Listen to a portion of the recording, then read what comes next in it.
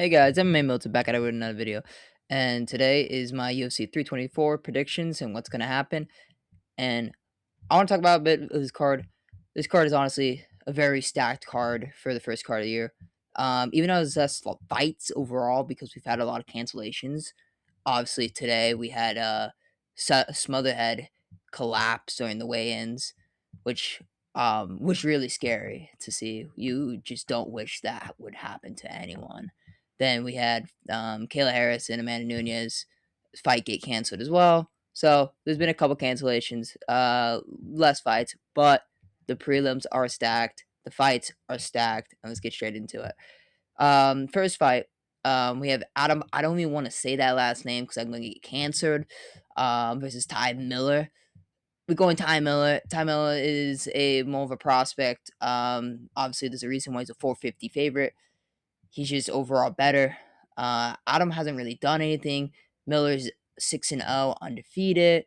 Adam is 10-5, and he's 37 years old. He's on. They're just trying to build Miller up more. I got Miller by knockout. I think he's gonna knock him out. So yeah, Ty Miller by knockout. Even though he's not really. He has 6 fights. He has 6 fights. It's not big resume, but he has. I think he's could knock. Yeah, I'm gonna go knockout. Yeah, Ty Miller knockout. That's how I'm gonna do it. Then second fight, Josh Horgan versus Denzel Freeman. I'm gonna go whole kick here. I wish whole kick could get slimed out, and he could, because Denzel is a very good fighter. He's 7-1 for a reason. He's a better heavyweight prospect, a better heavyweight fighter than what Horkit's fought so far. Not what is it? Not prospect. He's a little he's 34, but it's just massive. He's gonna have a 30-pound, 20-pound weight advantage. Uh, he's just bigger, so I could see a knockout. But I think whole kick is somewhat good, even though he's kind of annoying to listen to. I'm going Josh whole kick here. Because he's not. Maybe submission or decision. I don't think he's gonna knock him out. His striking is a little weird. His striking is a little off. Obviously, he's coming off a knockout win last time, but he's not really known as a knockout artist. He has pretty solid wrestling. So submission or decision. And next fight we got Michael Johnson versus Alexander Hernandez. Two of my favorite unks fighting. Michael Johnson is a legit unk guy. I don't even know how old Michael Johnson is now. What, 38, 39? I think 39. And obviously Alexander Hernandez isn't as old. He's only 33. But he's like, I just gonna call him a hunk. He's coming off a pretty impressive win though, knocking out Chase Hooper. And Michael Johnson's also coming out a really impressive win against Daniel Ziegler. I forget his name. But some really tall, lengthy guy Michael Johnson just beat up on. He was way faster than Michael Johnson. Looked pretty good in his last fight for someone who's 39. And honestly, I'm gonna go Michael Johnson here. Even though Hernandez has looked good, he's coming off a really good win over Chase Hooper, knocking Chase Hooper out. And he fought Diego Ferreira as well. Like he's been on he is a killer lately. He's on a 4-fight win streak. And honestly, he's probably gonna beat Michael Johnson. Don't take my advice for this, but hey, Unk still got him. I'm going Michael Johnson here. Michael Johnson by decision, actually. The next one, Alex Perez versus Charles Johnson. Uh, Alex missed weight today, but the fight is still on. He has to give up, I think, was like 25% of his fight purse to Johnson. And yeah, I'm gonna go Charles Johnson. I think Charles Johnson is overall a better fighter. His striking, I think, is better. I think Perez has nice wrestling, can mix it in, but Charles Johnson is overall, I think, he's better and has a submission threat as well. Even though I don't remember how the last time he submitted someone, probably like forever, but he has somewhat. But he's a better striker. I think Perez could mix up the wrestling, but I don't know, man. I don't know. He can be submitted very easily. Been on a how was it? I don't think he's on like a 2-fight lose streak. I know he has one win, but he has a 2-fight, and I know he won one. Then he's like lost like 3 other. I can't remember last time, but he just hasn't looked good. He's been on a downward spiral. Charles Johnson, obviously, is coming off a very, very impressive knockout win over one of the best flyweight prospects, undefeated 9-0. I forget his name. Some guy from England knocked him out in China. Unk still got it. Charles Johnson is a prospect killer as well, knocking out Joshua Van. Overall, I think Charles Johnson will get the win here, either by submission or knockout. I think he will finish Alex Perez here. Next fight is Nikita Klyv versus Masa Bakas. Hold on. I ain't gonna pronounce this right. But both fighters are kind of weird. We got Buskoff's absolutely murdered Paul Craig in his last fight. But to be fair, that was Paul Craig. Paul Craig was like 39 unk. And Nikita Klyv just got slammed out by Bongon Gustav and got slammed out by Dominic Reyes. So he's not looking the best. But before that, he was on a 3-fight win streak. But he took some time off. He may still have it because I don't think Monstas is that good. There's a reason why he's barely favored. I didn't yeah, he knocked out Paul Craig pretty good. He's on a 4-fight win streak, but his competition he's win against isn't that good. I don't think Nikita Krylov is that bad. I don't think he deserves to be ranked 13th, but I think he's better. And I'm gonna go with Nikita Krylov by honestly knockout. I think he's gonna knock him out. He's gonna knock out a decision. Even though he hasn't gotten a win since 2022, I'm calling it. Unk still got it. So Nikita Krylov by knockout or decision, but I think knockout. And yeah, we already know who's winning this fight. We already know, like Atabig Gata. I'm also butchering that one, but like this guy's a killer, man. Insane power overall, insane. There's a reason why he's a -1,000. Like Atomic Bomb versus Coffin Baby. I don't even have to explain this to you. This fight is gonna be a first round knockout. That's it. There's a reason why he's 1,000 favorite. There's a reason, like, this guy's a killer. His last fight knocked the guy out in like a couple minutes, first round. He's a killer. Insane, insane power. Like, I don't think this fight's gonna last long. So, yeah, I'm gonna go Gata by knockout. And then I can't believe this fight's not on the main card. Umar Nurmagomedov versus Davis Figueiredo. Umar's a huge favorite, which makes sense because Figueiredo looked bad his last fight. He wins a split decision over Montrose Jackson. He looks slower. Everything just looks slower. His grappling, his striking. Then before the win, the two losses. Obviously, Corsani was very good, and Peter Young is very good. But Figgy's washed. I hate to say it. He's 38. It's harder being that old fighting in a smaller weight class because when you lose that speed, you're just nothing. Yeah, it's hard. And Umar Nurmagomedov is the second best bantamweight out there. I still think Marab beats him. But Umar is one of the best bantamweights out there. But I do think Umar's a little overrated because this guy got dropped by Mario Bautista. Even though he did basically 30-27 him, 30-28 him. This guy almost got knocked out by Mario Bautista by that knee. But no, Umar will win. Umar's probably going to win by decision because it's Umar Nurmagomedov. This guy's not a flashy fighter. Maybe a submission, but I highly doubt he submits Davis Figueiredo. I highly, highly doubt it. I don't think Figgy... I think Figgy's been submitted maybe once in his entire career. I think, yeah, he was submitted once. Was it from Brandon Moreno? I want to say he was submitted by Brandon. But yeah, I don't think Umar will submit Figueiredo. I think this will be a decision. This fight should be on the main event, even though it probably is going to be a boring ass fight. Should have been on the main event. Let's open, not the main event, the main card. My fault. I apologize. But the main call, let's get into it. And the first one is an absolute banger. Arnold Allen versus John Silva. Arnold Allen's my guy. He's my dog. We love Arnold Allen. John Silva, I do like John Silva, but he's been just annoying lately. And he's very good, very talented. I think he's gonna beat Arnold Allen, but I gotta take my boy Arnold Allen, man. People forget, man. People forget. Arnold Allen's been fought in so long, but people forget.